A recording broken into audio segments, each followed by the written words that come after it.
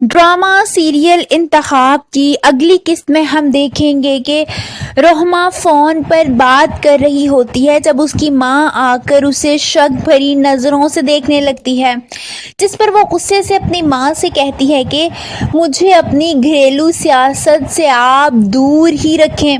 वहीं दूसरी तरफ मुस्कान डॉक्टर के पास चेकअप करवाने जा रही होती है जब उसे रास्ते में मोहिनी मिलती है। मुस्कान भी माँ बनने वाली होती है और बस इसी सिलसिले में वो डॉक्टर से चेकअप करवाने के लिए जा रही होती है।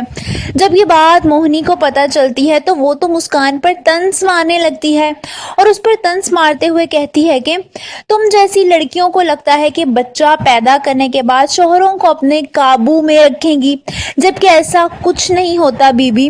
वो काफ़ी ज़्यादा उसे बातें सुनाती है मगर मुस्कान आगे से कोई भी जवाब नहीं देती क्योंकि वो जानती है कि इस सब का कोई फ़ायदा नहीं है और मोहिनी बात लगाने से बाज नहीं आ सकती।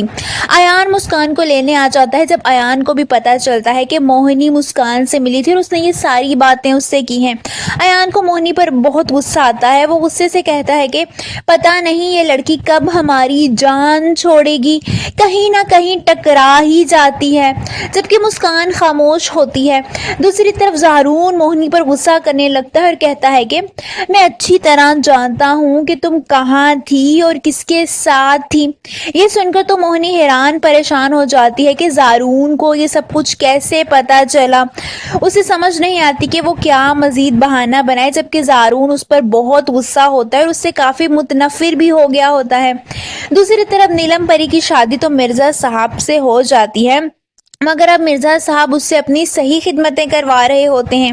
वो सो जाते हैं, यहाँ तक कि नीलम सारी रात उनके पाँव दबाती रहती है।